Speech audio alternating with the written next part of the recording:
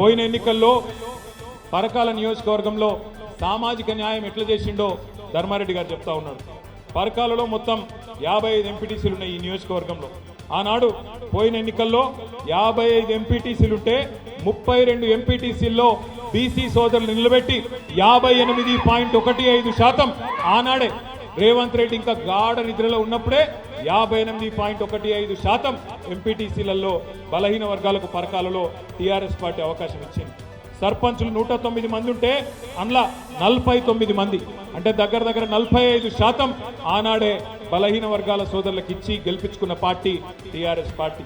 6 మండలాలుంటే 6 జెడ్పీటీసీలకు గాను 3 మరి బలహీన వర్గాలకు ఇచ్చి 50% బలహీన వర్గాలకు ఇచ్చుకున్న పార్టీ బీఆర్ఎస్ పార్టీ. అట్లాగే ఎంపీపీలు 6 ఉంటే 3 బలహీన వర్గాలకు ఇచ్చుకొని 50%. అంటే ఎంపీటీసీల్లో 58.15%, సర్పంచుల్లో 45%, జెడ్పీటీసీ ఎంపీపీల్లో 50% మనం ఇదివరకే ఇచ్చుకున్నాం. ఇవాళ నువ్వు రిజర్వేషన్ పేరిట డ్రామాలు ఎన్ని చేసినా పరకాలలో ఉన్న లెక్కనే మొత్తం రాష్ట్రం అంతటా కూడా కుడి ఎడమ గంతకే ఉన్నది.